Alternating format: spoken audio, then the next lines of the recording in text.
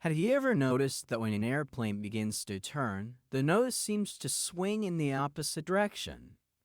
Most fixed-wing pilots experience this during their initial training flights, when their instructor reminds them to hold the inner rudder while performing left or right turns. But why is this so important? If the aircraft turns using only the ailerons, why is the rudder still necessary? Have you noticed where the ball moves during a turn?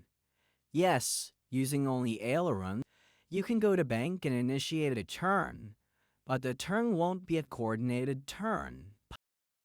Pilots must address a common phenomenon known as adverse yaw effect. Adverse yaw effect is experienced mostly in slower stage of flight. In this video, we'll explain what causes adverse yaw and why it's important for pilots to account for it during flight. What is adverse yaw effect and how it affects a pilot? Adverse yaw is the tendency of an airplane to yaw in the opposite direction of the turn. Consider you're turning left base from downwind position and speed is slower. Even if you start from the standard ground position for base turn, holding the same bank, you are likely to end up in an overturn or underturn. It's especially important for pilots to practice this technique, as uncoordinated turns can lead to skidding, increased drag, and even loss of control, ending to spin at speeds closer to stalling speeds in extreme cases. What causes this effect? Adverse yaw occurs when a plane's ailerons are used to roll the aircraft into a turn. The ailerons are the movable surfaces on the wings that control roll. When one moves up, the other moves down. This creates different amounts of lift on each wing, causing the aircraft to bank. Let's say the pilot is turning left. The left aileron moves up, decreasing lift on the left wing. At the same time, the right aileron moves down, increasing lift on the right wing. Why is there variation of lift if the ailerons are deflected? The aerofoil is set at an angle of attack. In this case, as the right aileron is deflected downwards, the camber of the wing is increased, increasing the angle of attack, thus generating more lift. On the other hand, the left aileron moves up, reducing the camber, reducing the angle of attack, and thus lift generation is reduced, causes the airplane to roll left.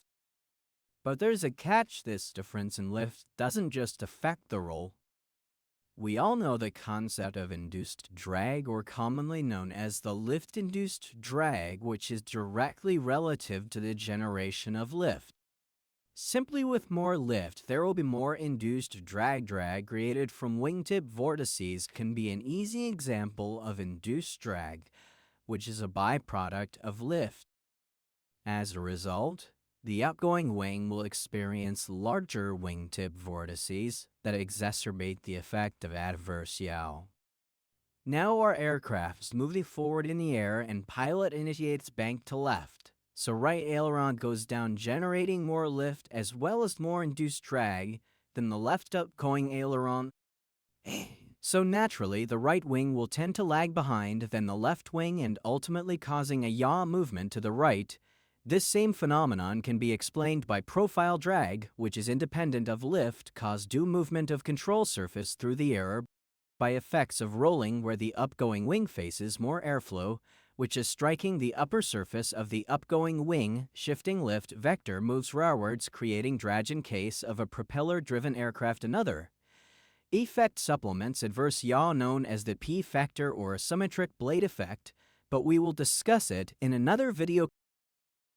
Conditions affecting adverse yaw an aircraft produces depends on the wing's design. The more lift a wing produces, the more induced drag and the more pronounced the effect. Low aspect ratio wings are poor producers of lift at higher speed, like the fighter jet aircrafts.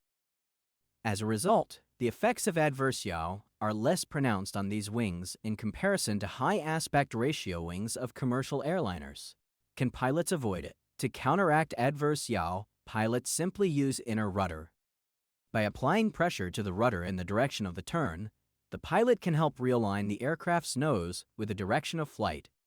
This coordination between ailerons and rudder is crucial for smooth, controlled turns.